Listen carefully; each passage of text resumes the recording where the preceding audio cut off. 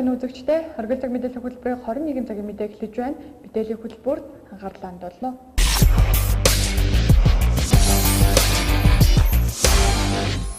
Тоос гэдэг нь агаарт удаан хугацаагаар чөлөөтэй хөвмөл байдлаар байх чадвартай хатуу жижиг эсгүүд юм. Тоос нь агаарт цацарсан манан утаа хэлбэрээр байх бөгөөд гарал үүслэр нь байгалийн гаралтай хүний үйл ажиллагаатай холбоотой гэж авч үздэг. Тэгвэл уулын байжуулах эрдэнэ үйлдвэрийн хаягдлын аж ахуйн цагаан тоос хавар намрын улиралд эрс нэмэгдэж говьлоо төмөр зам тусганы айл өрхүүд өртөж байна. Цаашлаад Эрдэнэ хотын иргэдч гэсэн цагаан тоосоор амьсгалсаар байгаа. Энэ талаар бид сурвалжлага бэлтгэлээ. Бидний бэлтгэсэн сурвалжлагт анхаарлаа хандуулна.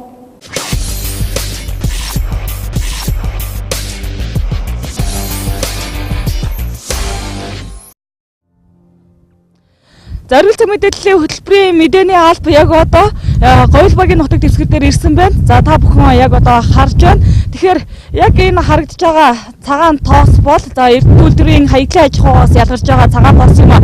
За тэгвэл одоо тархсан ямар байгааг харж байна. За энд бол говьл багийн нутаг дэвсгэрт бол зүрх судасны өвчлөл бас ямар хэмжээтэй байдаг талаар ер нь орон нутгийн одоо холбогдох байгууллагууд, төрийн бус байгууллагууд болоод иргэд бас доо нэгтэйгээр мэдээж эмзэглсэн асуудлыг бол хүнддэг байгаа. За тархацын хувьд ч гэсэн яг ингээд баян цагаан баг буюу тосхны чиглэлд бас маш өргөн хүрээтэйгээр одоо тархсан байгаамаа.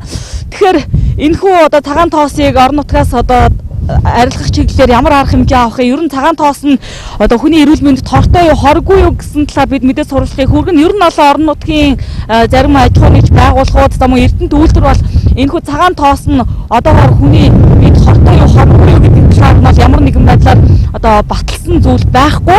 За гэвч баян цагаан баг болоод тосгоны одоо оршин суугчдын хувьд бол энэ маш их хүний биед хортой гэж бол эсэргүүцдэг. За мөн энэ төрлийн судалгаа хийдэг төрийн бус байгууллагууд ч гэсэн энэ цагаан тоосыг одоо яаралтай арга хэмжээ авч бас шийдвэрлэх зүйтэй гэж мэдээлж байгаа. Одоо цагаан шороо гэдэг чинь эцэстэй хөрлөө шүү дээ. Ер нь энийг олон жил ярьж байгаа арга хэмжээ авч өгдөггүй шүү дээ. Яг энэ чиглэлээр бас эрүүл мэндийн үүслэгт хамрагдчихсан. Манай хүүхдүүд хамрагдчихсан. Тэгээ нэг онцгой хариу өгдөггүй шүү дээ. 2-3 жоохон сургуулийн хүүхдүүдийг хамруулж ирсэн. Нарийн тоос байранд тест амар гардаг шүү дээ. Зүгээр гэрт бол тэр голын зах махаар бол бүр амар шүү дээ. Өнөөгөө цэцэрлэгрийн хүүхдээ өргөж өгөх цав. За тэгээд энэ цагаан тоосыг бол бид нэр эрдэнэ үйлдвэрийн удирдлагуудад үе үед удирдлагуудад иргэдийнхээ гарын үсгийг зовлуулад иргэдтэйгээ хурал зөвлөгөө хийгээд тэгээд албан тоотоор 3-4 удаа өгсөн байгаа. Энэ бол бодиттой цаасаар өгсөн байгаа. Говьлынхан болоод өстой нэрээ зүрх юу хоёроор элэг хоёроор амар мо хотоо одоо сүүлийн үед. Энэ цагаан шорооны л үү шүү дээ. Би хотод эмчтэй л дээ. Тэг очиод үзүүлэхэд агаар усных цагаан шорооных танах. Би сүүлийн үеийн нэг 4-5 хүн нас оролтыг ингээд ажиглахад дандаа уушгины хавдар уушгаар нас орж байгаа хгүй. Одоо миний мэдхийн 3 ах мэд байна. Яг сүүлийн үеийн нас оролттой. Одоо миний үеч гэсэн одоо яг ингээд өцөгдрөөс эхлээд ингээд хоолой гатаад ингээд ханиалах гад ингээд ийм ингээд хоёр хоорондоо ингээд наалдаж байгаа юм шиг ийм байдал төрээд байгаа хгүй.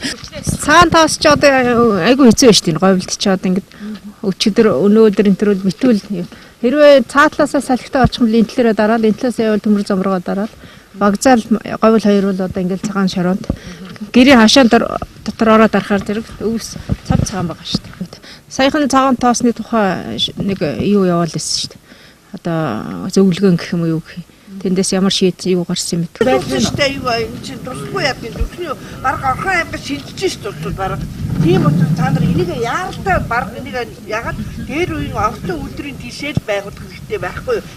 Яаж нөлөөлж байна? Амар ханиалах хэрэгтэй. Тэ. Тэгээ нэлэх нот хүүхдүүдтэй гарч магадлаа ямар ч байхгүй шороо шуураад тийм нэлэх хүүхдүүдтэй яагаад Одоо өдөөс хэлсэн бол энэгээр ингээд битүү цагаан шороос шүү дээ. Бүр ямар ч юм харагдахгүй. Одоо энэ сайхнаас гайвуулчлаа тийм. Энэ цагааны энэ вокзалын хэсгийн иргэдийг эрүүл мэндийн үзлэгт оруулж өгөөч.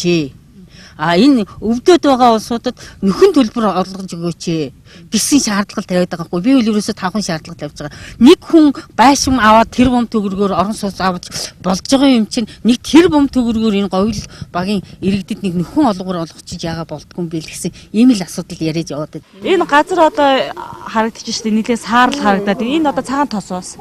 тоос өмнө нь юм байгаагүй. Өчигдөр өнөөдөр хоёр амар шуулж байгаа юм чи өмнө нөгөө цас ороод анзаардаг. Ааха. Өчигдөр өнөөдөр л юм болчихж байгаа юм тий. Өглөө бүр ямар амар. Бид нар ингээд хүүхд мөхтөө өргөж өгөөл ингээд наашаа цаашаа явж өгнө үрээ. Ааха. Өглөө тэгээд хажид хүний харахгүй болтол тэгж цагаан тоос болж байна. Цагаан тоос болсон шүү дээ. Өнөө өглөөд бүр амар. Цас мас нөгөө найтан биш болохоор бүр өнөө өглөөд амар инхүү болчихсон.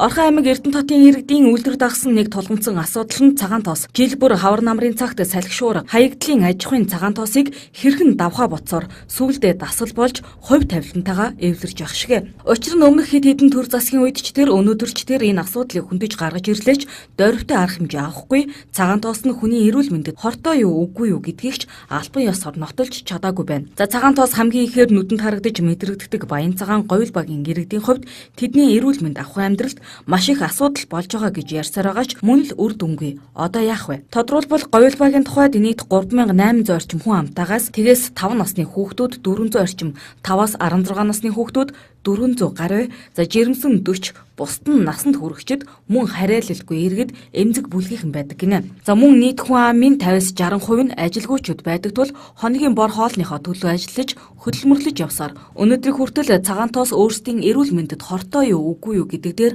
ач холбогдол өгч хөөцөлдөж чаддаггүй гинэ. За одоо бага насны хүүхдүүд ч цагаан тоос гэж юу болохыг өөрсдийнхөө мэдэрч эхлэв байна.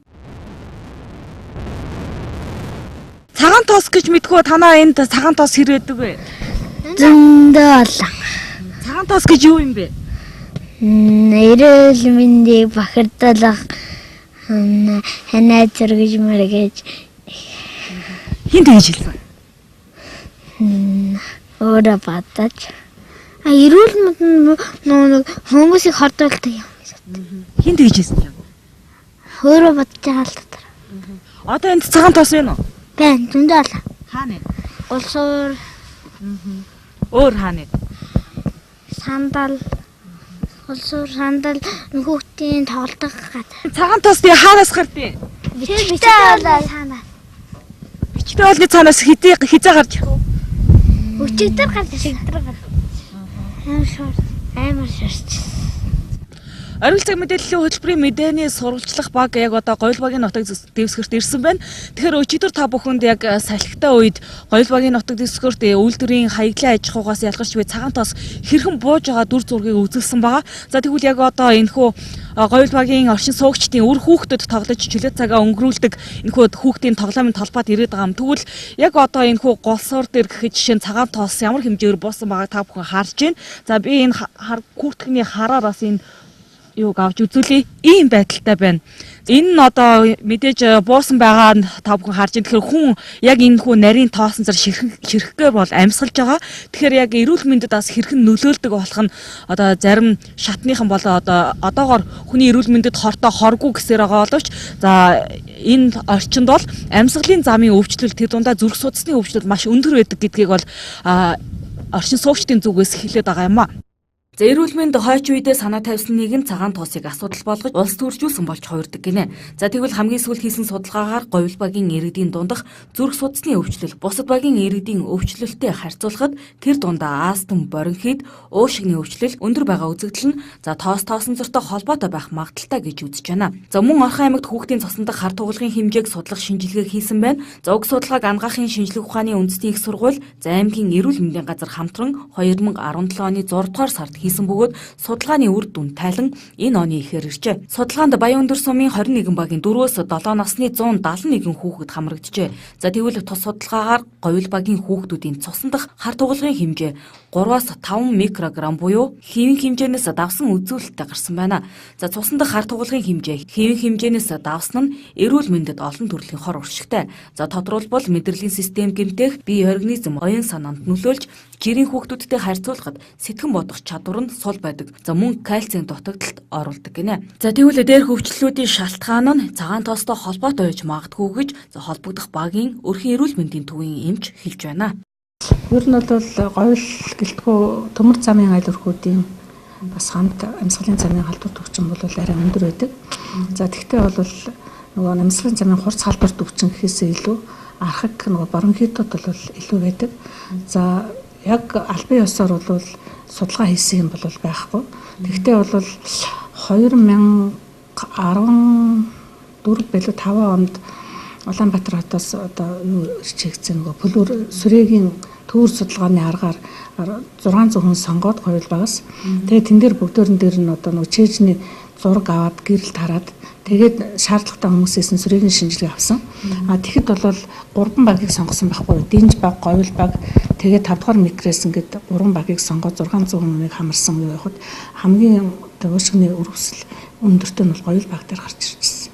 Тэгэхээр харьцангуйгаар тэн дээр уушгины тэр одоо цагаан мөхөрсөн хоолой архаг өрөвсөлч гэдэг юм те монголоор хэлэх юм бол тэр өрөвсөл бол харьцангуйгаар говьл дээр илүү тэр мэдээж хэрэг тоосон цэртэл холбоотой байгаа шүү дээ.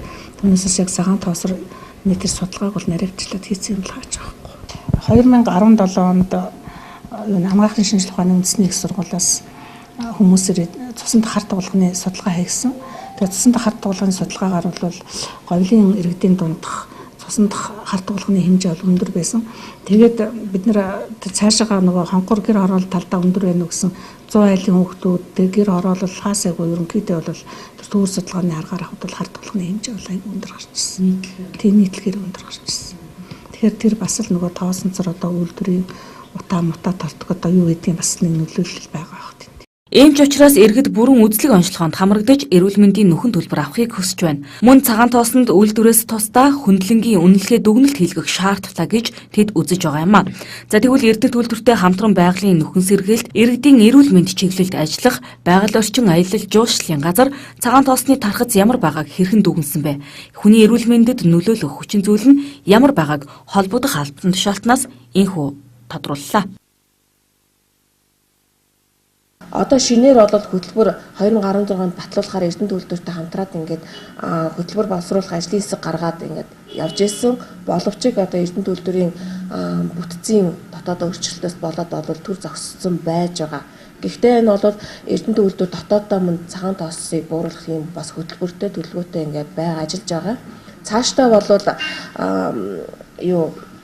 орон нутгийн захиргааны байгууллагаас болон одоо байгаль орчин ногоон хөгжлийн яамнаас бол тусдаа цагаан тоос гэсэн хөтөлбөртэй ажиллах ийм чиглэл бол өгөөд ингээд ажиллаж байгаа. 15 онд хэрэгжиж дууссан хөтөлбөрийн хүрээнд бол яг цагаан тоосны тархалттай голомттой бүс, тархалтгүй бүс гэсэн хоёр бүсээс бол иргэдийг авч эрүүл мэндийн үзлэгт бол хамруулдаг гэсэн жил болгоо. За үүнд болохоор яг ингээд тархалт ихтэй одоо ингээд одоо баян цагаан багийн одоо багзаал орчмоос тийм ээ говьл багаас мөн жаргаланд сумаас ингээд нийтдээ 30 иргэн хамрагддаг байсан. За бусад багууд нь болохоор зэрэг энэ одоо салхины дээд тал буюу одоо Эрдэнэ хотын баруун талд байрлаж байгаа гэр хорооллын багуудаас бол нийтдээ мөн 30 хүн хамрагддаг байсан. Энэ судалгааны дүнгээр бол одоо цагаан тоосчлолтой бүс тоосчлтгүй бүсэд амьдарч байгаа иргэдийн өвчлөл бол дүндээ харьцангуй бас нэг тийм хол зөрүүтэй ялгаатай болоод ажиглагдаагүй.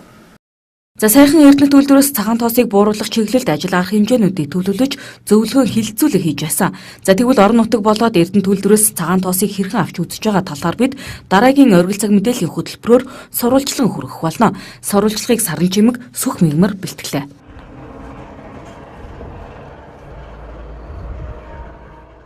Бэлгийн замын халдвар төвчний тархалт жил бүр нэмэгдэж эрүүл мэндийн салбартны хувьд тулгамдсан асуудал хэвээр байсаргана. Гэвч иргэд онцлог жимчлүүлэхгүй явснаар ирчүүд нь цэрэг татлах, эмэгтэйчүүд нь жирэмсний хяналтанд орох үеэр илэрсээр байгаа.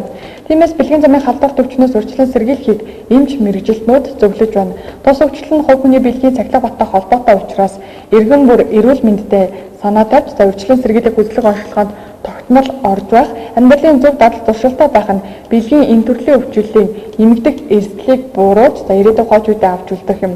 Энэ талаар бэлтгэсэн мэдээллийг сэтгүүлч Саран Чимэг зурлаад Сүхмэйгээр дарин бэлтгэснээр хүлээн авна.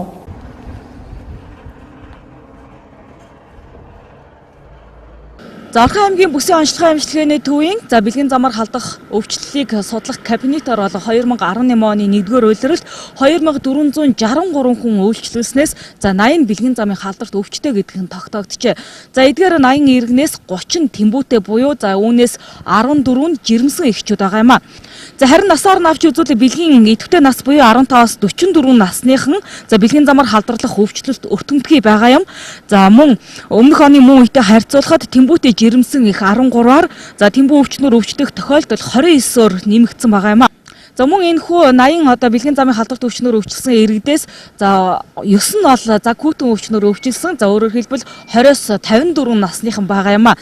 За тэгвэл эдгээр өвчлөлийн шалтгааныг бол холбогдох албан тушаалтын мэргэжилтнүүдийн хэлж байгаагаар за манай аймгийн орон нутгийн иргэдийн хувьд бусад аймаг орон нутагт бас шилжин ажилладаг учраас за энэ төрлийн бэлгийн замын халдварт өвчин бас тархах эрсдэлтэй байдаг гэдгийг хэлж байгаа юм а.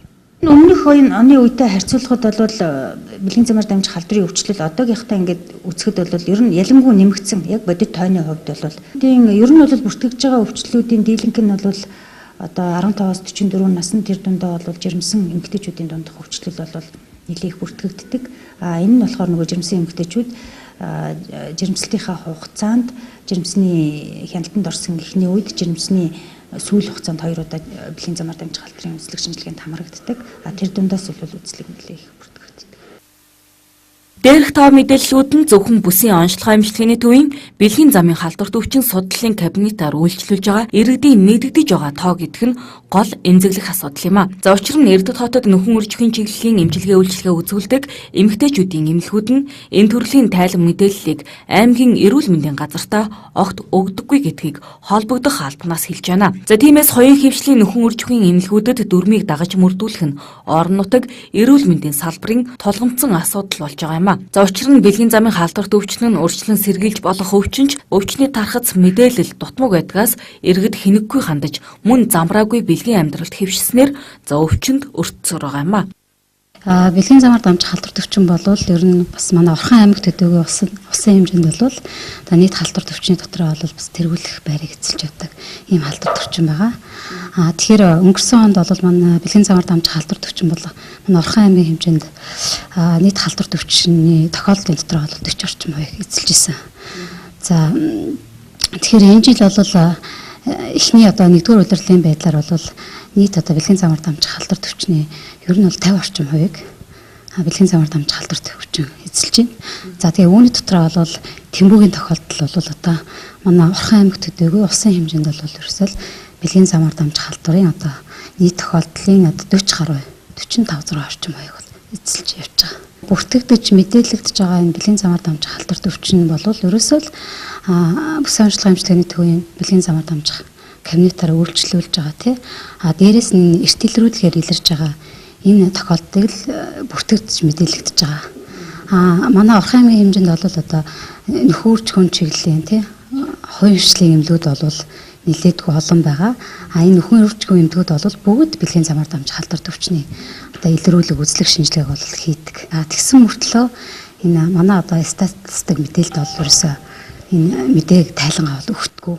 Ер нь бол одоо оюутны сурагчдын дунд ерөнхий боловсролын сургуулийн дундах 8-аас 12 дугаар ангийн хүүхдүүдийн дунд сургалт сурчлагаа явуулахад бэлгэвчийг яаж хэрэглэх үү те тэгээд хаанаас авах уу энэ бэлгэвч үнэхээр одоо зөв одоо хадгалагдсан бэлгэвч байна уу те стандартын шаардлага хангаж байгаа бэлгэвч байна уу гэдэг талаар асуумж судалгаа авахад хамгийн сайн мэдлэгтэй байдаг.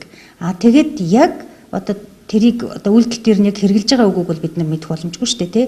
Одоо хэрэглэх тэр юу нь одоо бас нэг арай муу байдгийн болов гэж бодогддээ шүү дээ. Гэр хороол захын гэр хорооллын дундах тий одоо ажилгүй одоо тодорхой яг нэг бүртгэгдсэн хаяггүй тийм хүмүүсийн дундах үзлэг өршин сэргийлэх үзлэгийг бол манайх бол ер нь бол яг нэг юм чиглэсэн тийм үзлэгийг хийхэд айгүй бэрхшээлтэй байдаг. Ягаад гэх юм бол тэр хүмүүс чинь ажилгүй хүмүүс тэгэл одоо 100 болохоор нөгөө нэг ууланд гараа самар түгөө явчихна гэдэг. Өвөл болохоор дахиад өөр тийшээ ингээ яваад өгдөг учраас тэр хүмүүсийг үзлэг тамруулахад бас их бэрхшээлтэй.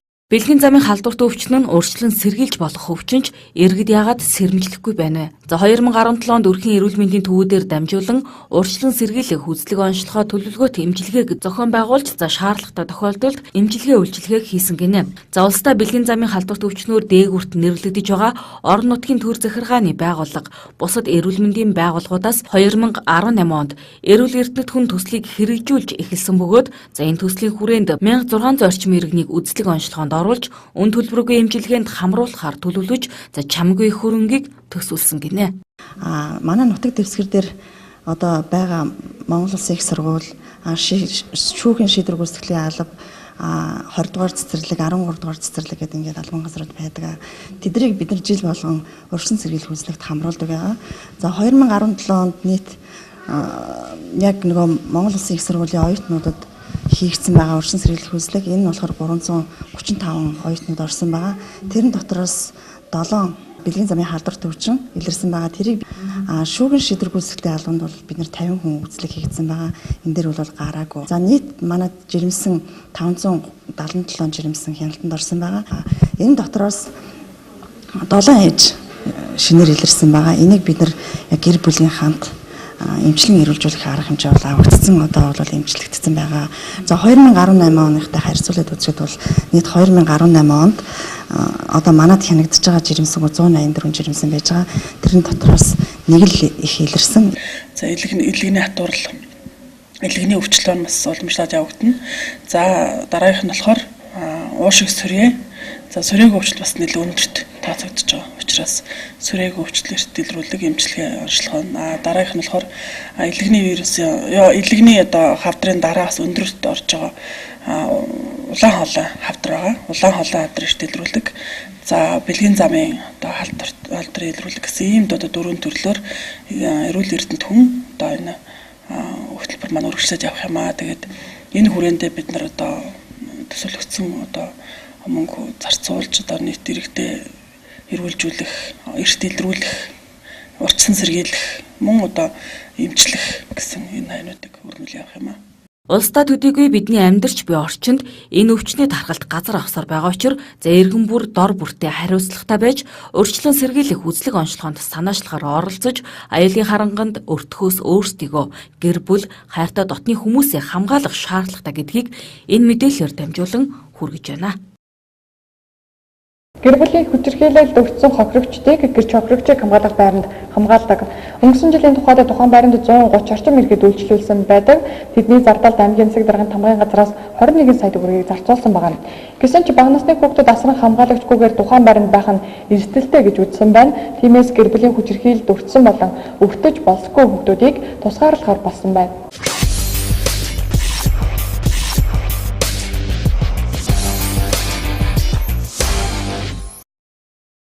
Орхон аймгийн хэмжээнд гэр бүлийн хүчирхийлэлд өртсөн иргэдийг байршуулах хамгаалах байрыг Сэтгэц наркологийн оюун эмнэлэг түшиглэн байгуулсан байдаг.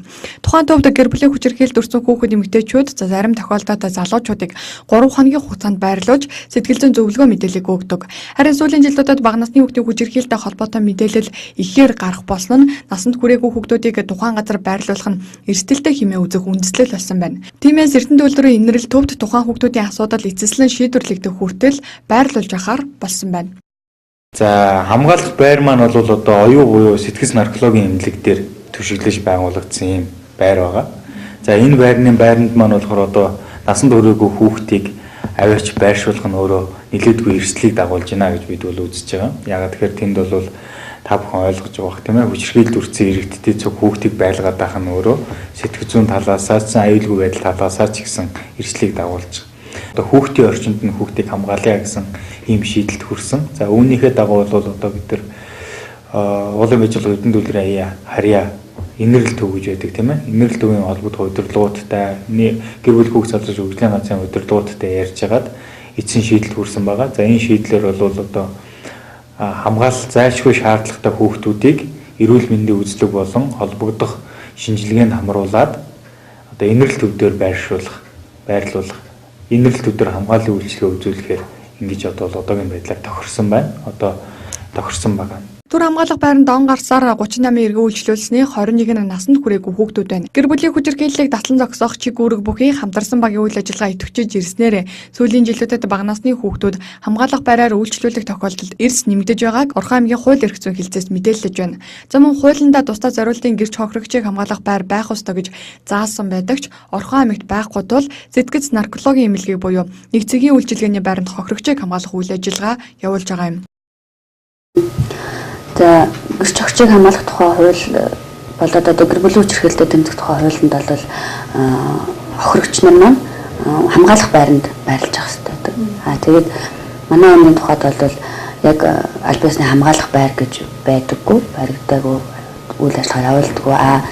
Байхгүй учраас манайх нэг цэгийн үйлчилгээ гэдэг эмнэлгийн байгууллагуудаар суурилсан юм үйлчилгээнд дээр хохирогчноо авчиж байрлуулдаг, хамгаалдаг байгаа. Тэгэхээр Энд бол гэр бүлийн хүчирхийллийн улмаас хохирсон хохирогч нар тэгээд хүүхдүүд очиж үйлчлүүлдэг. Яг хуулийн дээр бол нийцийн үйлчлэл гэдэг маань холбоон золчлох тийм үйл ажиллагаа явуулахтай байгууллагатай. Тэгэхээр одоо энэ байдлаар манай аймагт нийцийн үйлчлэгэн дээр хохирогч нар маань очиж үйлчлүүлж байгаа. Өнгөрсөн жилийн тухайд бол мөн төрсөн тэнцэн хүүхдүүд маань тэнд бас аяа тогтоодоогүй хүүхдүүд маань тэнд бас үйлчлүүлдэг байсан. Тэгэхээр одоо бол яг тэнд бол төрсөн тэнцэн хүүхдүүдэд авахгүйгээр өөр газар байрлуулах тийм шийдвэр гарсан ажиллаж байгаа юм. Тиймээс Орхон аймагт гэрч хохирогчийг хамгаалах байр баригдахаар болсон байна. Тухайн байрыг улсын төсвийн хөрөнгө оруулалтаар 50 сая төгрөгөөр барихаж, байршлын хувьд хөтөлбөр халамжуулж улиралын газрын хажууд баригдахажээ. Улсын хэмжээнд 2 аймаг хамгаалах бие даасан байртай байдаг бөгөөд тухайн жишгийг дагаж хөрөнгө мөнгө шийдвэрлсэн тохиолдолд ойрын 2 жилийн дотор хамгаалах байр бие даасан байгууллага болон үйл ажиллагаагаа явуулах боломжтой болох гэнэ. Тухайн хамгаалах байраар үйлчлүүлсэн иргэнд нэг өдөрт 19,154-ний санхүүжилтийг тооцож орон нутгаас өгдөг бөгөөд за өнгөрсөн жилд нийтдээ 21 сая төгрөгийн санхүүжилтийг олгосон байна. Орон сууцны тухай хуулийн 17-гийн 1-7-д саавун нийтийн халуун усны бодлого угаалгын газар, нийтийн бизнесх газар, зориултын бус байранд нийтийн хоолны газар ажиллуулах 40 децибелээс дээш хэмжээтэй дуу чимээ гаргахыг орон сууцнд хоригдсан байдаг. Гэтэл Орхон аймагт 3 дахь хороолол байрлах дээгийдгийн 2 дугаар байранд зойрын давхартай саавун нийтийн халуун усны газар ажиллаж байна. Саавнаас ялгарч гарч байгаа уур нь орон сууц руугаа савсаж, иргэдийн эрх зөрчигдөж байна. Мөн үүнээс болоод сууц өмчөвчдийн холбоонд үйл ажиллагаа явуулахад хүндрэл бэрхшээл гараад ирнэ гэдгийг хэлсэн.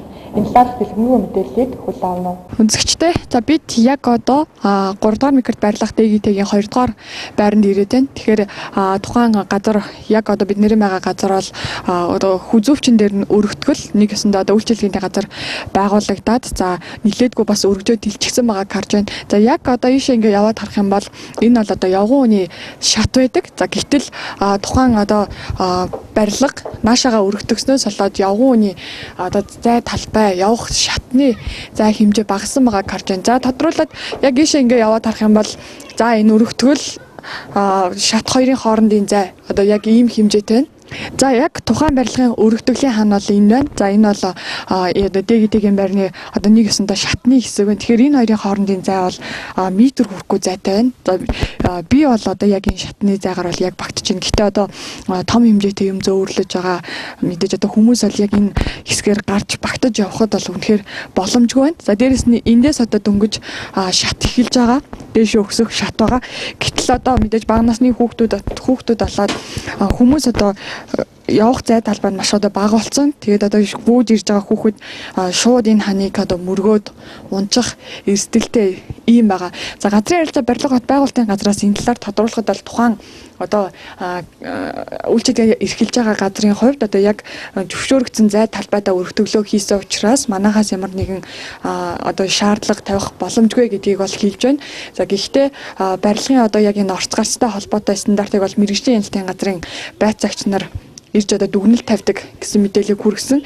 Тэгэхээр яг энэ нөхцөлд бол тухайн одоо энэ одоо орцноос гарч ирж байгаа бууж байгаа хүмүүстэй тулцсан яг ийм өргөтгөлийг бол хийцэн байгаа юм. За дээрэс нь тухайн одоо өргөтгөлийн газар бол дээгийтэйгийн 2 дугаар байрны подвалд бас нэгэн үйл ажиллагаа явуулдаг. Тэр нь бол сауны газар байдаг. Орон сууцны барилгын тухай хуулинд за подвал бол дундын эзэмшил, сууц өмчлөгтэй холбооны мэдээлэлдэг дундын эзэмшлийн талбай байдаг. За гэтэл энэхүү одоо подвалыг хувьчилж аваад сауны газар үйл ажиллагаа явуулж байгаа. Энэ бол мэдээж хууль бус учир нь гэх юм бол барилгын тухай хуулинд орон сууцны байранд зөвшөөрөгдсөн үйл ажиллагаа гэж байдаг. Харин сауны одоо уур савсуулсан сауны үйлчилгээ нь бол орон сууцны байранд эрхлэхийг хориглосон үйлчилгээний заалт болдог. Тэгэхээр үйл ажиллагааны чиглэлээсээ хамаарат өөр байгууллагуудаас зөвшөөрлөө авдаг. За гэхдээ мэдээж зөвшөөрлөөр үйл ажиллагаа явуулж байгаа ч гэсэндээ барилгын тухай хуулинд бол орон сууцны подвал нийтийн эзэмшлийн талбайд саун ажиллуулгыг бол хориглодог байгаа юм. За тэр тухайн подвалтай холбоотой асуудлаар бас сууц өмшигчдийн холбооны дарга гаавьгээс тодруулъя. Тэр дээгэтээ хоёр дээр хэзээ ч одоо ямар захирамж одоо ямар хэдэн үеийн засаг дарга нь гаргадаг юм байна. Газрын байнга сунгасаар байгаа өнөөдөр хөзөвчийн хэсгээр хүн орж гарах боломжгүй болсон. Тэгтлээ өргөжүүлсэн нэг баар тэгээ подвалдаа сауны үйлчилгээ явуулдаг. нэг юм газар байгаа шүү дээ. Та бүхэн бүгдээрээ мэдж байгаа телевизээр ч гэсэн одоо явсан. Тэгээд аяаш аран шиг тэнд ажиллаж байгаа хүмүүсийн юу ч гэсэн бас одоо арай өөр хэмжээний манай зүгээр жирийн иргэдтэй харьцуулахад нэлээд одоо дээрэнгүү нэг тийм хүмүүс одоо тэнд байгаад байгаа. Сууцмжигчтэй холбооны захирлыг шаардлага тавихаар урдаас нь эсэргүүцдэг. Тэгээд тийм 2 дугаар байрны бодуулын асуудлыг бид нар судалж байгаа. Хэдүүд нь ямар хүнд одоо өвчлөөд өгсөн бэ? Тэр хүзөөвч нь одоо ямар хүний мэдлэл байсан яасан ч гэдэг юм уу тийм ээ. Яг миний одоо мэдж байгаагаар Орхон аймагт хувьчлаад гэрчлэгээ гаргаад өгсөн ганцхан бодвол байдаг. Тэр дээгээтэй 3 дугаар байрны нэг бодвол байгаа. Бид нар бас тэр юугийн цоцлох гээд шүүхэд хандаж үзсэн. Одоо тэр шүүхтэр тэд нар өөрснөө одоо тэр хувьцалсан гэрчлэгээ бүх хүчиг баримттайгаа учраас мэргэжлийн хяналтын газартай хамтраад бид нар асуудал үүсгээд дийлээгүй. Тийм учраас бид тэднийг бол яг өвчлөөд авцсан бодволтой юм байна гэсэн ийм ойлголттой байгаа. За дээгээтэй 2 дугаар хоёрын одоо бодволд нэгэн дээхэн баар маарны үйлчилгээ явуулдаг байсныг бол мэднэ. Гэхдээ ямар шугамар яаж тийм үйлчилгээнд явдгийг, ямар хүн товчлсон, ямар хүн эзэмшиж ашигладгийг, одоо яагаад тэнд хоригдсан, бодвол хоригдсан үйлдвэрлэл үйлчилгээ явуулаад байгаа юм, хэн зөвшөөрөл өгсөн гэдгийг бол бид нар олбогдох байгууллагуудаас нь тодруулах ийм л ажиллагаа. Бодволыг хөвчлөхгүй. Бодвол бол ерөөсөө л энэ дундын үйлчлэлийн эд хөрөнгөнд хамаардаг. Тэрүүгээр инженерийн шугам сүлжээ явуулдаг. Оршин суугчдыг ус тулаанаар одоо хангахад зориулагдсан сууц өмчлөгчдийн холбооны шугам сүлжээ тэнд байрладаг. Бид нар дундын үйлчлэлийн эд хөрөнгийн тухай хуулийнхаа одоо хүрээнд өөрийнхөө өмчийг одоо бусдад эзэмшүүлэх, ашиглуулах эрх үүрэгтэй. Энэнийхээ одоо дагуу зүгээр шугам сүлжээ байхгүй хэсгийг нь жижиг дунд үйлдвэрлэл, өрхийн үйлдвэрлэлд одоо зориулж иргэдэд түрээсийн хэлбэрээр ашиглуулж байгаа. Сауныг бол тэр нэг өөр ус ашигладаг үйлчилгээ гэдэг барилгын хуулийн дээр байж байгаа л да. Зөвшөөрөгдөхгүй байгаа. Тэр урд дээгээтэйгийн тэр үйлчилгээг бол бид нар харсан. Өвлөнд самталт үүсдэг. Дээдлийн айлууд нь гомдолдог юм байсан. Тэгээд дээдлийнх нь одоо айлыг нүүлгээд 3 давхарт нь гаргацсан ч гэдэг юм уу тийм л юм яригдаад байгаа. Тэгээд өөрснөө ажилчдаа тэнд оруулсан. Одоо бодволд нь очиод бодит байдлыг харах юм бол одоо ямар байд юм байгаа. Сууц өмчгчтэй холбоо нь бол маш хүнд нөхцөлтэй байгаа. Халуун хөдөө усны шугам хоолой. Тэгээ энэ манай дээр байдаг өрөөний манай халаалтын шугам л та.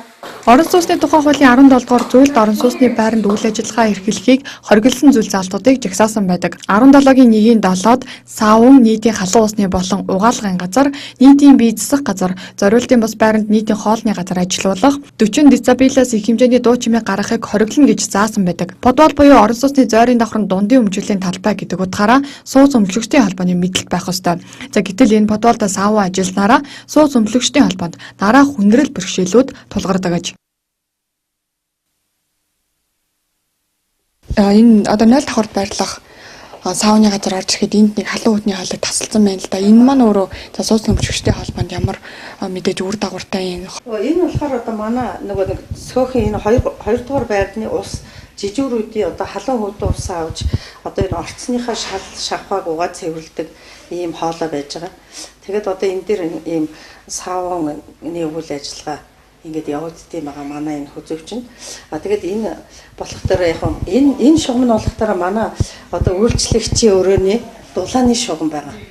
Тэгээд энд би халуун хөдний усны шугам авсан чи энэ аж ахуйн нэгж маань одоо энийг одоо ингээд эзэмшүүлэхгүйгээд ингээд бүтэн жилийн өмнө ингээд тасалдсан. Тэрнээс болоод манай сууц өмчлөгчтэй холбоо тухайн 3-2 дугаар байрны орцны үйлчлэгийг угааж цэвэрлэхэд бас маш их хүндрэлтэй. Эннийхээ дагуу маш их оршин суугчдаас одоо ийм өргөдөл гомдол авч өнөөдөр хүртэл ажиллаж байна. Тэгээд одоо би энэ ажлыг хийх гэж 2017 оны хүртэл засах бүх материал сэлүүг бүх юм аваад энийг ингэж үргэлжлүүлж хийх гэсэн боловч тухайн аж ахуй нэгж нь биднийг энэ үйл ажиллагааг маань хийлгэхгүй ингээд одоо би ингээд шал угаах усаа бүр 23 дугаар байрнаас хүртэл ингээд зөөдөг ийм хүндрэлтэй байдал үүсчихэд байгаа маа өнөөдөр.